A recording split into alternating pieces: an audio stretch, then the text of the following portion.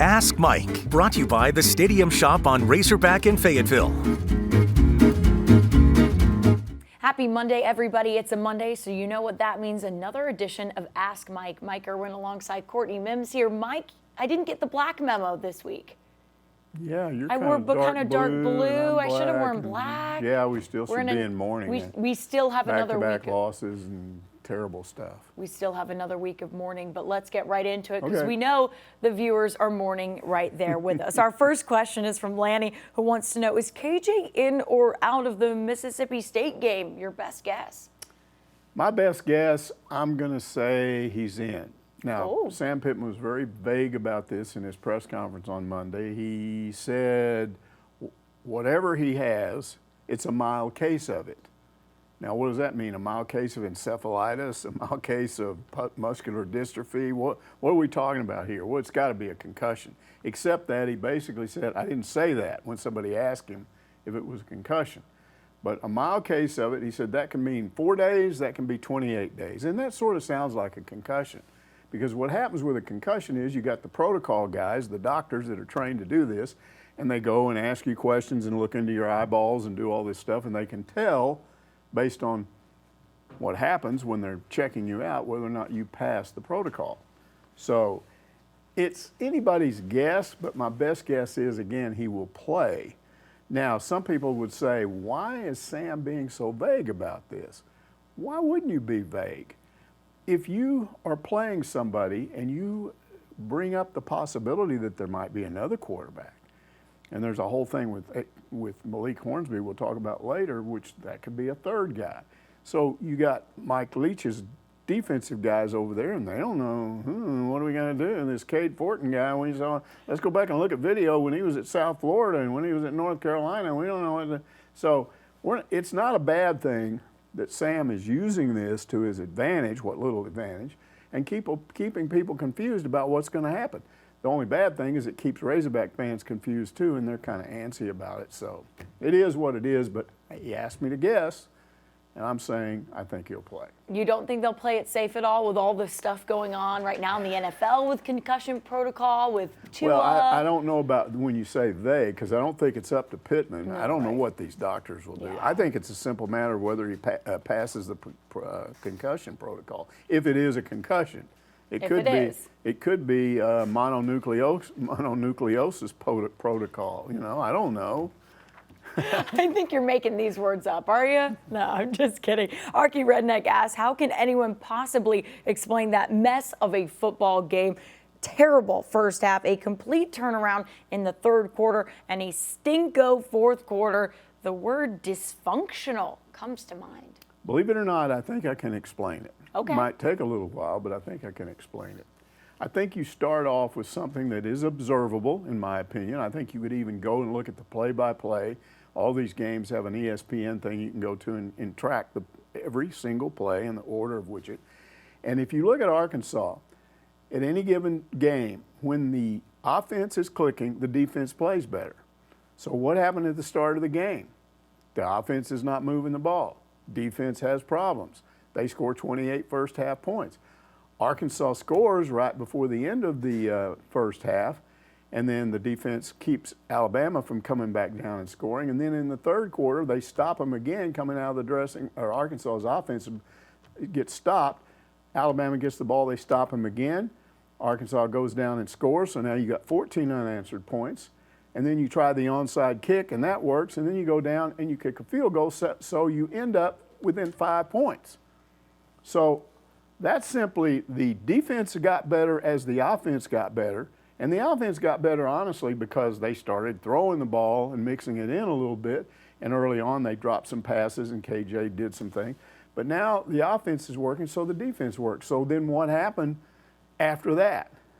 I think Alabama's offensive coordinator went, whoa, this is getting a little hairy. We better do something. Watching what they're doing, they're bringing all this pressure on the edges. They got Drew Sanders out there, their best edge rusher. He's their line. He's out there on the edge. There's one dude in the middle, that bumper pool guy. Let's go straight at him. And they did it 3 straight times. So the question is, why didn't Barry Odom change things after the first one? Because You know, they clearly had a plan once they decided they had to, you know, you stop them 3 or 4 possessions, okay, let's try this.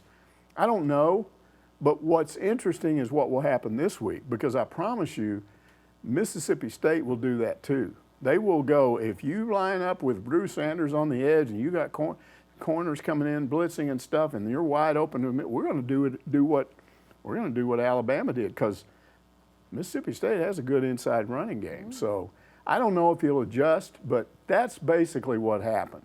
You had the offense start off not moving the ball, which affected the defense.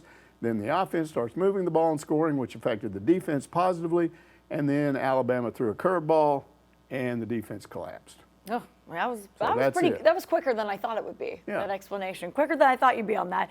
Mike John Dews says if KJ hits open receivers, it might have been a different half. He looked better in the scoring drive. Well, it was a simple matter again. Don't lay it all off on him, because there were Matt Landers, who's a good receiver, dropped a couple of passes. Yeah. I think KJ may have thrown a couple that weren't very good. But here's the issue, and you go look at it yourself. I mean, don't trust me. If you tape the game, go look at it yourself. When you've got him throwing these dink passes, that you don't set him up for success. Where early in the game did he throw downfield? Where? He didn't. He didn't. He's throwing on the edges. So, again, yes, he struggled in the first half until, and you say, well, he looked better when on the touchdown. Yeah, what did he do? He threw downfield. One pass is what it took. It was about a 24-yard pass, something like that. And the rest of it was runs until they got inside the 5, and then they threw a touchdown pass, which is one of the rare times this year in the red zone where they've actually thrown for the end zone. So you got 2 passes in that drive. The rest of it's are runs, but those 2 passes were enough to make the running game work. And again, if you know, look, the solution to this thing is to work on KJ and really address this in practice. Why are you not good at throwing a pass on 3rd and 8? Well, I don't know. Maybe they can figure it out. But if not, we were talking about this earlier. Knowing that he has this issue, what I'd do is send people deep. Yeah. I mean, you're probably not going to make a first down anyway trying that stuff, because it doesn't work. So let him throw deep, because he's more accurate throwing deep.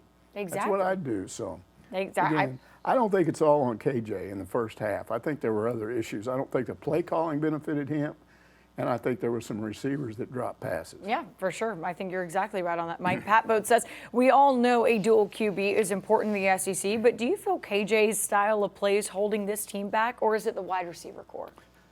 No, I don't think it's either one. I think if you got the attitude that, gee, he threw a pass and it didn't work, we better not throw for a while. Or, hey, we had a receiver that ball was right in his hands and he dropped it. Let's don't throw it to him anymore. You can't do that. You just got to come back again. And I think that's what caused the issue. So if you're going to sit here and try to tell me Arkansas has a problem at wide receiver, they might not have a Traylon Burks, but they've got some guys that honestly they're not targeting very much. Yeah. And I don't blame a guy. If you're going to get targeted 3 times in a game and you know that, here comes one of them, you might get a little nervous and get a little ahead of yourself and whoops, looking and trying to go downfield after you catch it. The one guy they're targeting a lot is Hazelwood. He had 6 catches in that game, but they need to spread this around a little more. Hazelwood's more of a possession type receiver anyway. They need to go to their deep guys more. Do you think it hurt not having Warren Thompson for this one? Yes, I do. I think KJ looks at him as kind of this year's version of Traylon. Yeah. And he wasn't out there, but look, I mean, Keytron, he had a good game, and I think you're starting to get some trust there between those two, so that's good. But again, when you hardly ever throw the ball to these guys, you can't expect them to be, I mean, if you don't do something very often, you're going to be good at it? No. You want to do it a lot, right? So you can get practice and get better. Yeah, that's what practice is, you know? Exactly. And you've got to do it in game situations, because you can say all the time you throw to these guys in practice, but I think it's different when it's in those live game situations, you know? Exactly. Yeah. Sharon Griffith says, not surprised they lost. Alabama isn't rated number 2, well, number 1 right now, right? For no reason. Still love my Hogs. Yeah, I like that response, and I put it in there for one reason. People think that social media is just loaded with criticism. Yeah. Now, I think some of the questions we got this week were legitimate. I have no problem with fans expressing frustration, especially when they know what they're talking about, when they bring up legitimate issues.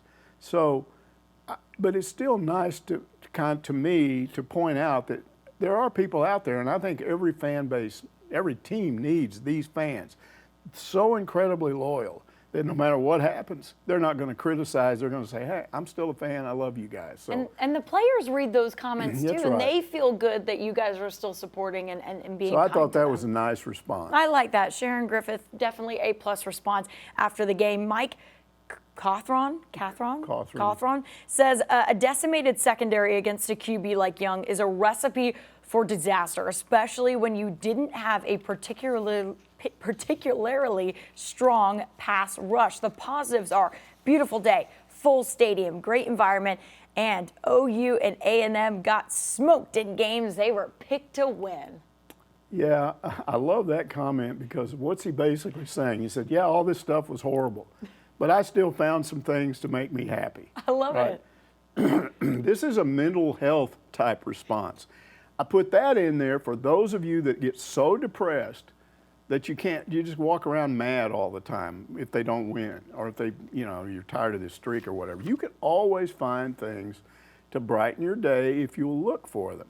So again, I like that response. However, now I'm going to launch into the other side of that. I because know. a guy like me has to read all this stuff. Yeah. And while I appreciate the thoughtful questions and the thoughtful criticism and the people that still support and the guy who's willing to find something good, and he admits it's all bad, but he's still not going to let it get him down. There are the weirdo type responses. I think we're going to pull them up, right? Oh, here we go. These are three of them. Number one, would like to see a change in quarterback. I like the one that came in late. Be careful what you ask for. You may get it. Yeah, you might get that one this week. I mean, Cade Fortin may be in there, and who knows? He might come in and do well. But look, what usually happens is be careful what you ask for. Fortin completed 40% of his passes against the twos, Alabama's twos. He ran one time for 9 yards against the twos. Any way you look at it, KJ had a better game. So I still think you better hope KJ's okay, because I think their chances of winning this game against Mississippi State are better with him. There's a reason he's the starter. Coaches aren't that dumb. If Cade Fortin were better than KJ, he'd be out there starting. He would have started against Alabama. Yeah. Now the next one, tell Jaden Hazelwood he sucks worse now than when he was at Oklahoma. Look, this is probably an OU fan, right? Yeah, this doesn't, It's an OU fan. Nobody's that dumb. Yeah, come on. This guy had 6 catches in the game, more than any other Arkansas receiver, and he leads the team in receptions this year. There you go. Has more receptions than any other receiver on the team. So come on, it's a stupid comment. So look at the stats, my friend. Yeah. So 20 and 63 since 2011 in the SEC. Just make us a basketball school. Again, what does this person do? They take all of that bad stuff that happened under John L. Smith and Brett Bielema and Chad Morris, and you just throw it on top of Sam Pittman. Sam Pittman's not the reason that they have that record, Yeah. He's got a winning record, and he took over a terrible program. So, again, a dopey comment. Yeah, So my point is, and there was some worse stuff said on Oh, there I than know. that. Fire Pittman, all this stuff. I have seen a lot. It's all out there, and you have to take it all in stride. There's the good, the bad, the ugly, the dopey, the maddening, whatever. The just really mean comments. Yeah, it's just all out there on social media. That's what it's all about. But the bottom line is, to me, there's a good way to use social media, and that's most of the questions we get on this show. I like most of them. The bad way to use social media is, I'm mad, nothing's going right in my life, so I will use social media and games to just go nutso.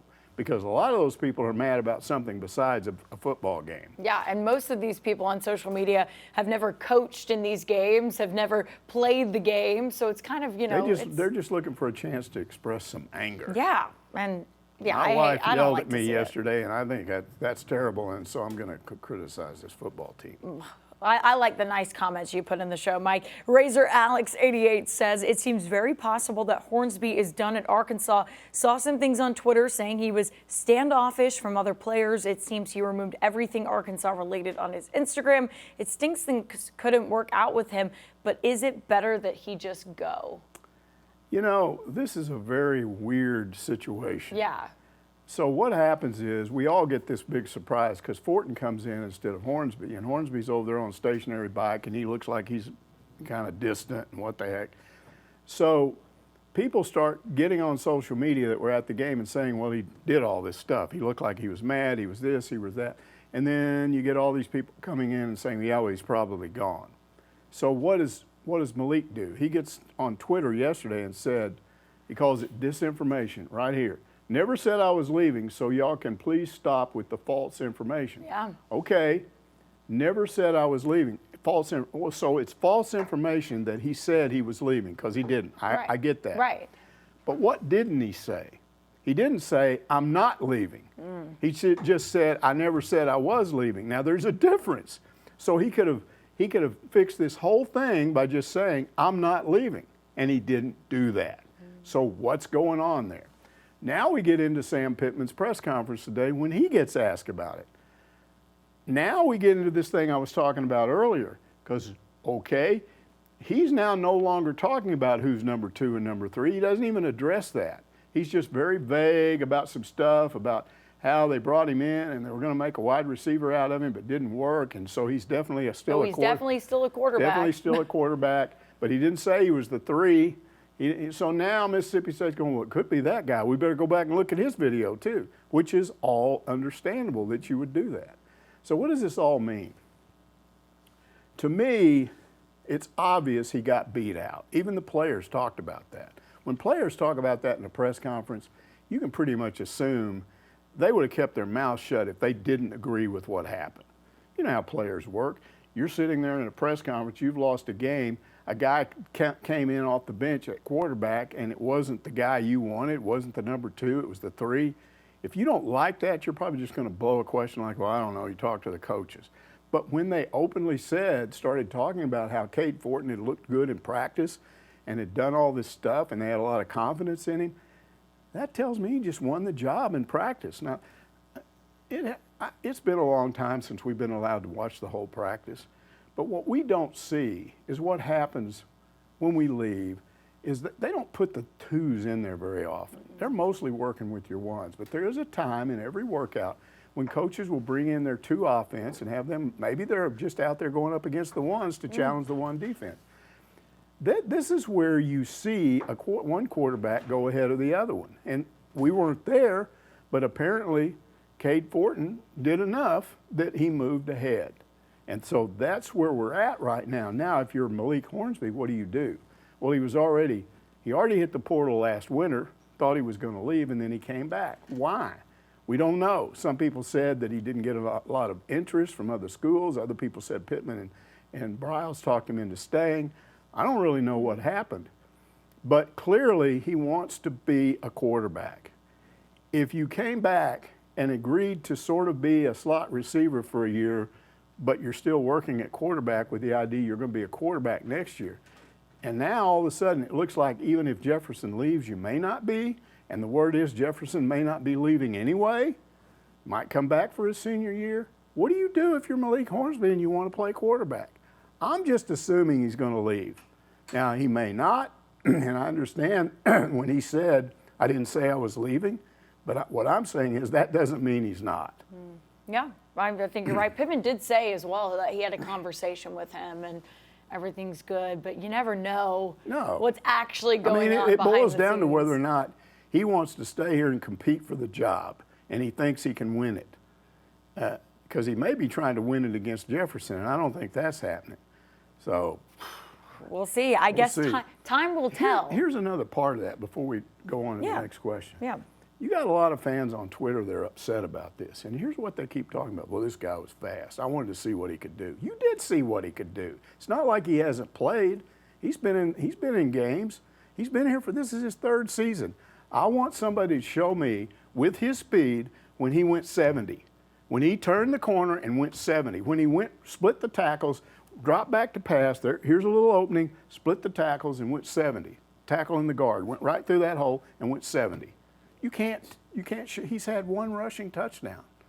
He's completing 40% of his passes, career-wise, in 3 years. So, I don't see. People get so enamored. One guy on Twitter said, "Well, I think we should move him to the secondary with his speed." Okay, what do you just make somebody a D-back because he's fast? Willie Willie, what's his name, Robinson or whatever the defensive coordinators, and I get these names mixed up after 10 years. Yeah. I think it was Willie Robinson, defensive coordinator under Bobby Petrino. We were out there one day, and there was some fast guy out there. He was really fast, and somebody made the comment about how good he was with the speed and blah, blah, and he said, all that means is he can get to the wrong place faster. So you can't just assume because a guy's fast, oh, we'll make a D-back out of him. That's wild. That's wild. Nah, he can just do that, right? No big deal. That's a little wild. Marty Brides Proxy says this team seems to play like their hair is on fire when it's obvious they have to. They take several plays or series off. We've seen this in every game. Is this a mental thing, or is the opposition staffs making adjustments that negate any momentum we have? I do think there's an element of the other team adjusting to stuff that you're doing, and it bogs you down. It can bog you down offensively or defensively. But I still think most of what's going on here is the play calling is playing into things that KJ doesn't do well and not enough into things he does well, which then bogs the offense down, which I've said earlier causes a problem on the defensive side of the ball. I think if you fix the offense, become more consistent, drive the ball down the field, mix in a few of the longer routes, intermediate and deep balls, stay away from the stuff KJ doesn't throw well, and start scoring more, I think your defense is going to play better. Yeah. So to me, it's not. This is not rocket science. I'd love to see them try it.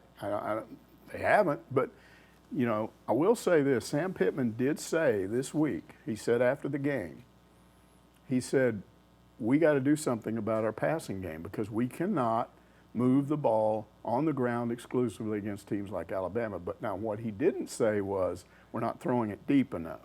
We're throwing too many dink passes." He didn't say what I'm saying. No, and I'm not saying that I'm right and he's wrong. His version of it was that the passing game has problems. And I do agree, you've got problems with your passing game when your quarterback has trouble throwing short routes. It would be nice if they would fix that. I was told that's the one reason why he's probably not going to get drafted in the next draft, because the pro scouts want to see him develop that part of his game, which may mean that he's coming back. I don't know that for sure. But it would be nice if he could develop that. But for now, if somebody's really good at 2 or 3 things, don't you just kind of go with that and kind of don't do the stuff they don't do well, and then you work on that in the off season? Yeah. That's what I'd do. I would do the same thing. L.R. Tackett says, up till now I've been impressed with Briles Odom, but this defense gives up more big plays than I ever thought possible. What's going on? Okay, their top 3 defensive backs are all out now. Ladarius Bishop, I think he's out for the year. Yeah, he's out for the year, yep. Jalen Catalon out for the year. And Miles Slusher came back, which was a help, but then he got hurt, did something to his calf pretty early in the game, and he's gone. Now, what do you think that's going to do to your secondary? That's mostly what the problem is. So Briles Odom's trying to adjust, and his plan of adjustment is, let's get to the quarterback. Let's try to do that and take pressure off by sacking the guy and eliminating what we do well. Yeah. But the problem was that once he did that a lot and started having success with it, what happened? Alabama's offensive coordinator, as I said earlier, just started going right up the middle. So this week you've got an additional problem because you've got this air raid offense, which there's a lot of passes out on the edges. A lot of stuff like that. So it's totally different. So how does he adjust to that? Again, never short on giving other people advice when I don't do the job myself, but that's what I get paid to do, to come on here and talk.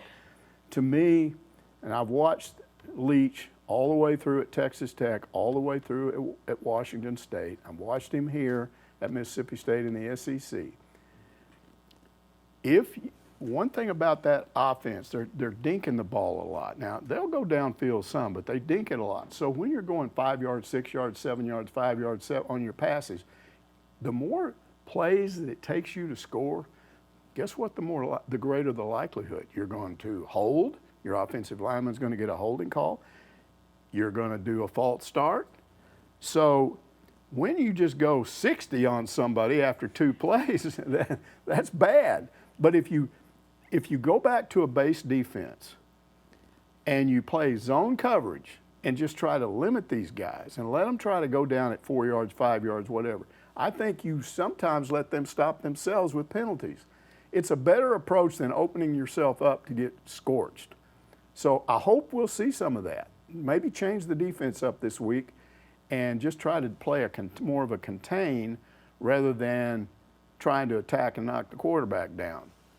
And maybe hope that these backs aren't horrible. I mean, we've seen some picks. There's some good, yeah. And maybe you get a pick or two in there. Maybe you get a fumble, hit somebody and knock the ball loose.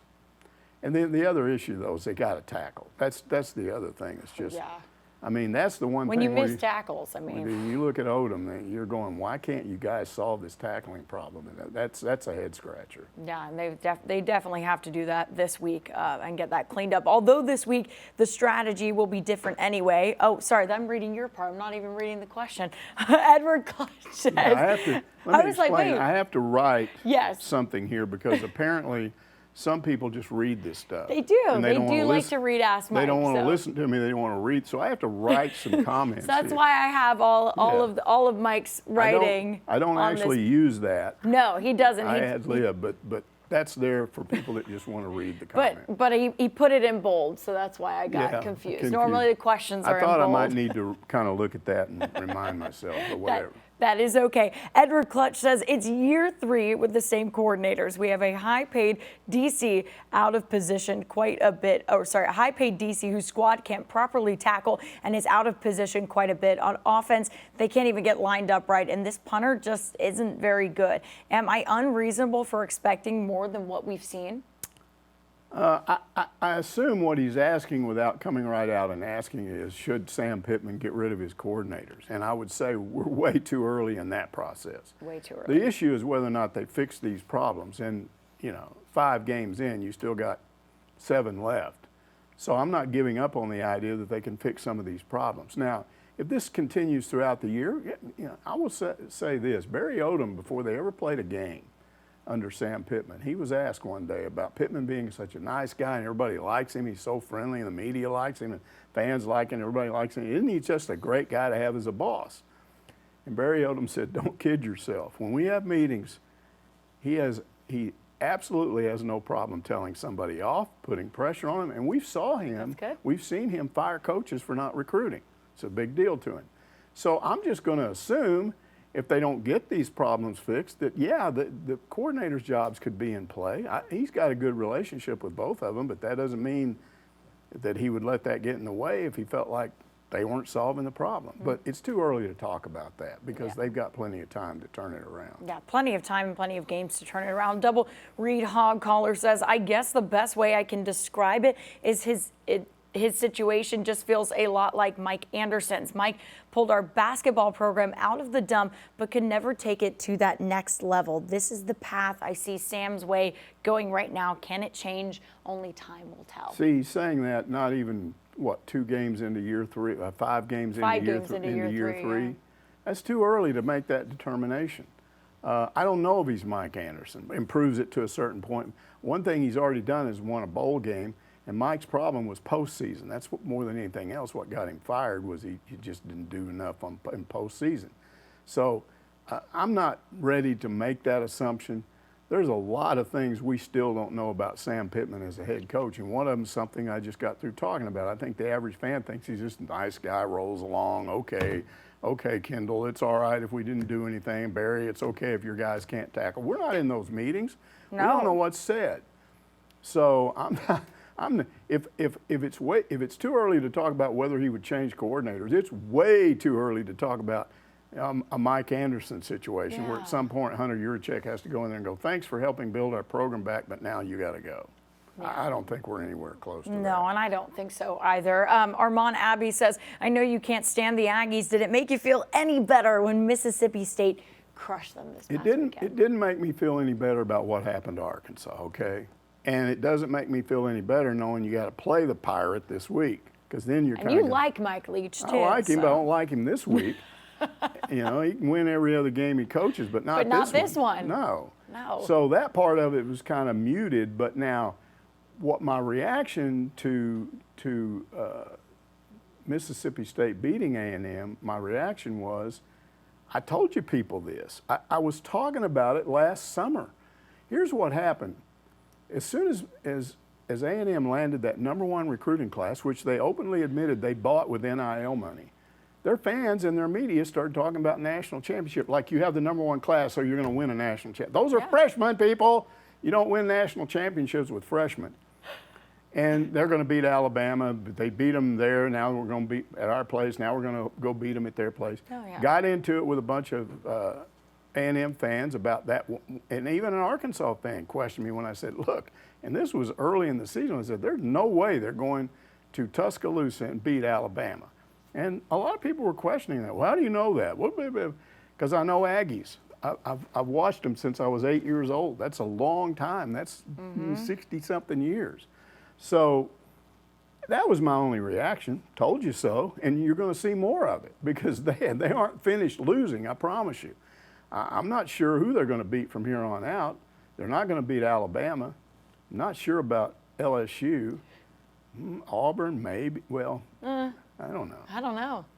Depends. It just depends. But A&M's got problems, and now what's coming out, not from the Aggie media, because they'd never do this, but now what you're getting from the regional and national media is they're starting to talk about maybe a buyout. Because this is what you do when you've got so much money coming into your program. It doesn't matter that Jimbo Fisher has a $1,000,000,000 contract and a $1,000,000,000 buyout.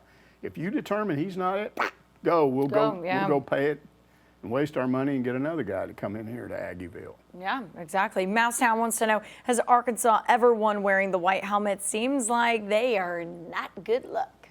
Yeah, Andy Hodges wrote this thing, I think, last week. And I'm going to trust that he did the right research because I am way too lazy to go back and try to figure out whether it doesn't list in the if you go back through on the internet, any of the records, they don't say, hey, they were wearing white uniforms. Yeah, they don't tell you what uniforms they were wearing. You'd almost have to go back and look at the video of various games, and I don't have that kind of time. So I'm going to assume he's right and he's done proper research. I think he said they're 2-10. Is that right? Yeah, I believe so. Yeah, 2-10. Look down. We'll see what I wrote. I think. No, yeah, 2-10. Yeah. 2-10 wearing the white uniform. Well, mostly white with red trim, and the main thing is the white helmets, which I've said I like the white helmets because the red pops the Razorback logo better. You argued it in our PTN face-off. First time I ever saw those all-white helmets with the red logo, I went, man, the logo doesn't look like a blob anymore. It's really defined. So I like it. Now, do I think they should never do it again because they have a 2-10 record? I think a 2-10 record in those uniforms has a lot to do with who was wearing them most of the time. Yeah. Because we're talking about 2012 on up. So the fact that Pittman's team had a game that they almost won but didn't win but should have won, it's not because of the uniform. So here's the bottom line on those uniforms. If the players like them, then I think they should wear them. And I think the coaches know that. I think they don't just, I don't think Sam Pittman just wakes up one day and says, we're going to wear this uniform. No. He's talking to the players. Yeah. They're talking to him. I mean, I tried this in high school one time. We were the Morton Indians, and I wanted a Washington Redskin type logo on the side of the helmet. We just had dopey helmets. Oh. It was black and gold. Oh, black and gold, okay. We didn't have any logo or anything. Our uniforms were boring, and I was like, come on, put some decals on these helmets. And he just looked at me like I was crazy. But today, players can say things like that to coaches, and they don't think you're nuts. They listen to you. So if they come back and say, hey, coach, I mean, the fact that we lost that A&M game doesn't have anything to do with the uniforms. We want to wear them again, then they'll wear them again. Yeah, I mean, I'd like to know the records of all the uniforms, you know? I mean, maybe some of the classic uniforms have some really bad records. What's the record with those anthracite? I want to know the record with the anthracite. Maybe Andy can go look that up. Maybe Andy can go look that up because I know don't want to. You won on that PTN face-off we did with the white on white. You won convincingly. People hate that Jeff Long anthracite. Yeah, thing. people don't like that anthracite. Yucky. Yeah, but the white on white looks good. And here's what I would say about the anthracite. If they would take that kind of coal-looking weird gray and turn it into black, then it would be a good-looking uniform. But what I don't like about it is it's semi-black. Yeah. It's just weird looking. Yeah, if they turned it into black, I think we're onto something here. I think we get. As long as you got some red in there prominently, yeah, the black and a little bit of white, I think it's an okay alternative uniform. I like that. I like that. Maybe we should pose that one to the Uni guys. Uni guys. I didn't want to say uni guys to the equipment guys. Well, our final question is Tim T. No, right? No.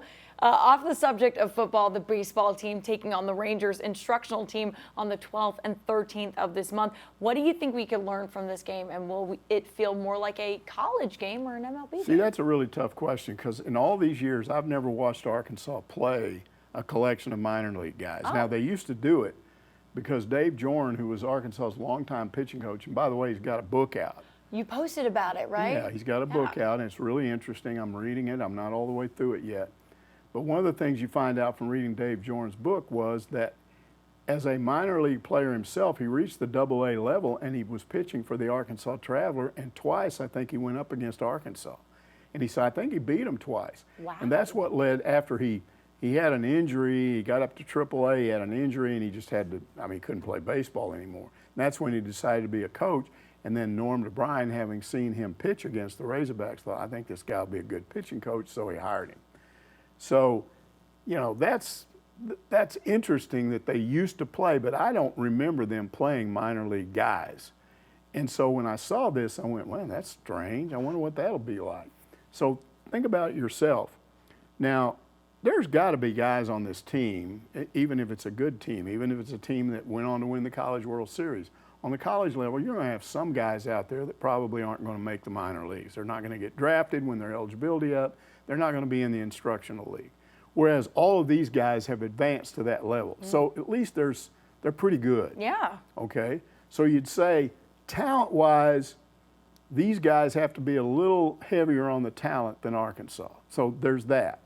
But then you're saying to yourself, yeah, but here's a bunch of guys in the instructional league that, who knows who they're all going to different places once they get out of the instructional league. And they don't have the kind of unity and the kind of spirit and want to pull together. I don't think they're going to be teammates like the Razorbacks would be. So it's just a bunch of guys out there playing. They're playing for themselves more than a team, because how is an instructional league team a team? It's just a bunch of guys, each one of them trying to play well. So I think Arkansas will have that advantage. They will have maybe a slight advantage in talent. And then it's going to boil down to things like the crowd, and because I think that'll draw a crowd. I want to watch that game. I'm going to watch it if I can. I would like to go out and see it. The long story short is I don't know what it's going to be like because I've never seen it. So when was the last time it happened? The only thing I know is that Jordan talked about doing it when he was with the Travelers. Wow. That's, you're talking years ago. That's eons ago. I think it was I a was long being time. nice with the years. I think it was when I was first here, or maybe even before I got here. So. Wow. Well, that's going to be super exciting. Do you want to ask me the bonus question today? The Ask Courtney? Why are you so obsessed with it? I'm supposed to be Mike Leach. Alyssa wanted to ask it on the show. So. Okay. So I'm Mike Leach, and I say, if I give you a choice, is there a money amount I'm going to give you? $10K. I'm going to give you $10K if you don't have a wedding. No, a formal ceremony. A formal ceremony. If you blow off, if you're getting married and you're going to have a formal ceremony, would you take $10,000 or would you want me to spend that on the wedding, right? Yeah, but $10K to elope. Yeah, that's what I mean. Yeah, okay. I give you 10, you elope. Yeah. Or I take the 10 and spend it on a wedding. Yeah. Which would you do? I would say most women would go ahead and have it spent on the wedding because that's a big deal. That's great. No, I'm going the opposite. I'll take it to elope.